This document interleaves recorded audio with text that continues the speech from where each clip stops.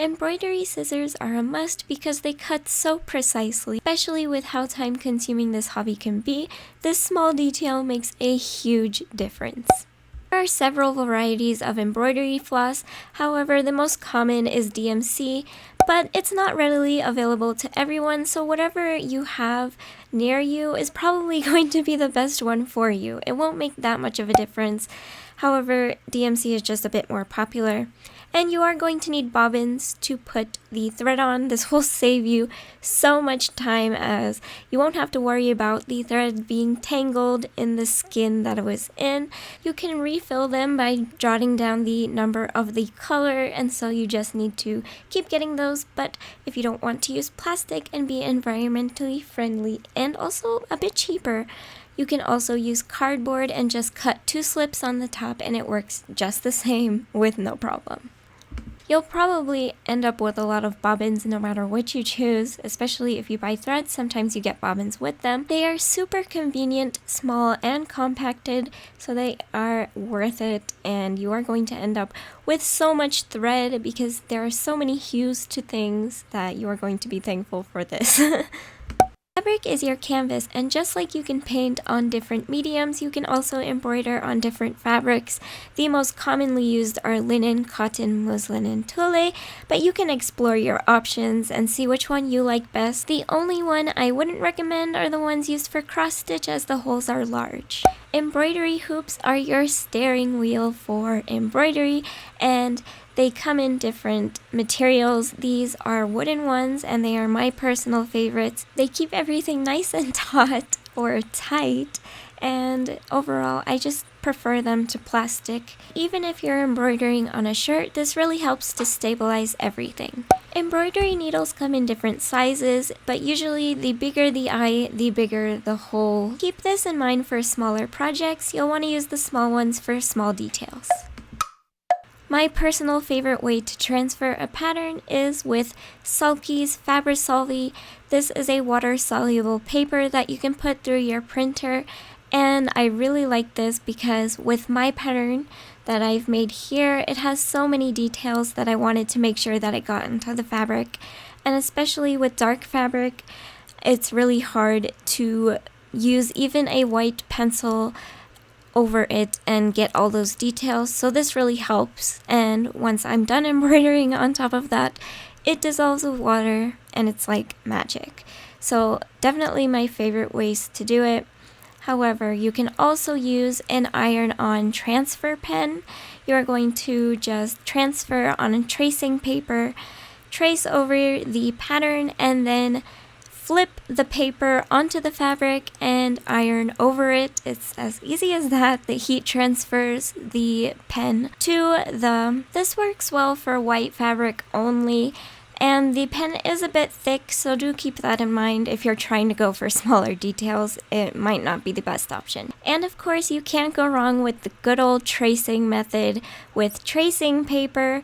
I like to use charcoal pencils and trace over the pattern. Your pencil will have to be sharpened a few times if it's a big project, because you want the pencil to be sharp so that it really goes into the paper, so that when you flip the paper over onto the fabric, you can put pressure on all of the lines and it will go into the fabric. Now this again only works for light colored fabrics, but it's a great method if you don't have any of the other options. This method does take a lot of strength though. You might have to use the back end of scissors to really get the charcoal into the fabric, but it's cheaper than the rest. So now that you have everything that you need, you can actually start embroidery. Once you have your pattern on your fabric, or you're just getting ready to just do anything on a blank canvas, you're going to use the bottom half of the hoop to put the fabric over. And then once you have it in a place that you like, where everything is centered and framed where you want it to be, even if it's not going to stay in the hoop forever, then you can put the top half over. Now make sure that the screw is where you want it to be. I have the tendency to forget to put it on the top, right at the top, so that it is centered. And so you want to make sure that you do keep that in mind, because then you'll just have to start again because it won't look good. So make sure you know the screws where you want it to be, and then place it over and tighten and adjust the screws so that it is so tight that it sounds like a drum. You really want it to be solid and sturdy. And a really easy way to make sure that it is as tight as it can be is to use both of your fingers instead of just one like I'm doing here. It's much harder to pull, and so using both of your fingers to go in the same direction will help, and it will be solid as an object that is solid. I can't think of a comparison right now. If you have an excessive amount of fabric, you can choose to cut it. I know some people like to save it for the end and close in the back because they don't want to see the back stitches, but it's all up to you. It's up to your personal preference, and whatever is most aesthetically pleasing to you will be the best option for you. Threading a needle can throw some people off from this hobby, so I want to make it the easiest that I can and also the most efficient way. Now, when you're starting, you probably want to get used to the ones with the bigger eye or the hole of the needle. This will just get you used to putting the thread in the hole, and then you can challenge yourself and go smaller, because you will end up using small needles as well. And so now, although embroidery floss looks like it comes in one strand, it's actually one thick strand that divides into 6. Now in embroidery, the maximum amount of strands you'll want to use at a time is 6, but the lower numbers are often more used and more efficient for pieces. Before you can begin taking out individual strands, you will need to cut the whole line of 6. Now a good length is from your hand to your elbow. That's usually a good length so things don't get tangled or messy in your way. It's just a good measurement. You can go longer. I sometimes go longer too. But for this pattern, I will be using 2 strands. Now you do not want to pull 2 at a time or more at a time. You want to pull each thread, no matter how much you're using, individually, because you will end up with a tangled mess. You're just going to hold on to one and pull it up, and you'll see the magic of it winding and rewinding down, and you got your individual piece of thread. So it looks like it's going to be a tangled mess, but it's actually not. And it's very important that you only pull one, because it will knot and you will have so much frustration with getting it out. It's just annoying. So save yourself the time. Just take it out individually. But that being said, when you're going to put it through the eye of the needle, if you're having trouble, you can lick the end so that it's more stuck together and not fraying. I do that, and it's honestly a lifesaver, and it gets the job done. So you can do that. Now, I know a lot of people do a fold in half, and if I was using 1 strand and I wanted 2, I could use 1 and fold it in half. However, this does make that strand shorter, and overall, when I begin embroidering, it's going to finish so quickly and I'll have to thread another needle. So what I like to do is to tie a knot on both ends of the strand. Obviously, when it's through the eye of the needle, you're going to tie one end and then go all the way to the other tail end and tie that end. It sounds a little confusing, but you're just basically tying knots on both ends of the strand so that the needle can't go through either side. And of course, you are going to want the needle to stay close to one knot, so that will be your part that you pull up. And this will all make sense when I am pulling it through the hoop, which I will show you. And everyone has their own way of tying their knots. I just simply wrap it around my finger, not completely, and loop the loose end in the middle to create the knot. When you start your hoop, finally, you want to start from the back, because this is where the knot that you created will stay.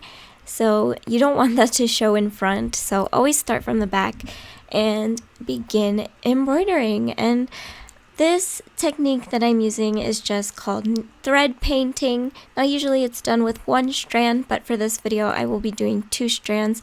And I'm not going to be doing this whole thing in this video, this was just a starter. However, if you do want to create this pattern with me, I will be making a series and I will give you a free PDF pattern in the description below and in the comments, so be sure to check that out and download it if you want to create this rabbit, pumpkin, book, mushroom, fall inspired hoop with me, and to just get a little idea of what thread painting is like. I also will be creating videos on different techniques that you can use, the more traditional techniques to make flowers and things like that, so do look out for those as well. But the more you do this, the more it will come to you, these little things that you have to focus on in the beginning very strictly, and then it just comes to you naturally in the end, like putting the needle right where I want it to be. I don't always get it, but I get the general idea where it should be, and you will too. And so it will become a faster process as you go on.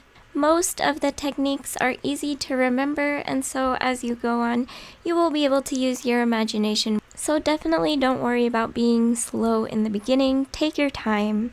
It will reward you. Once you see yourself running out of this strand that you're using, and I know in this scene I still have a lot of thread, but for the purpose of this video, I'm going to end this long strand, but don't worry, I'll still use it later. I know there is a large debate on whether you should make knots in the back, but honestly, it's up to you. The back is not really something that people are going to see, so if you make knots and it's easy for you to do, and it's the easiest way for you to end your thread, do it. And it also makes things secure, so what I like doing is to take my needle and thread it through the strands that I've used in the past, and if I can, if the thread is still long enough, I try to make a loop and tie a knot. If not, usually there is a big amount of strands that I'm using, and this piece not so much, but you will be able to end pieces where you can just slip it through and just forget about it. So don't worry about making a knot in that case if you can't. And the last thing that I think is important to say when you are beginning embroidery is to not be intimidated by others and what people have created, and you're just starting. Everyone starts somewhere, and even the most simplest pieces make the most beautiful creations in the end. So don't compare yourself and don't worry about how many strands you're using and what techniques you're missing or could have done better. Just enjoy it, and if you see room for something you'd like to improve, then do it. My first embroider was this gerbil, and it's not as good as the large one I'm working on now of the dog, and I still have so much to do to improve, but even the most basic pieces are some of my favorite, like this one with the bee and dandelion. It's really simple, but it's honestly something I could look at forever and feel joy. So that's all for this video. I hope you guys found it helpful. Goodbye from me and Jiminy Cricket.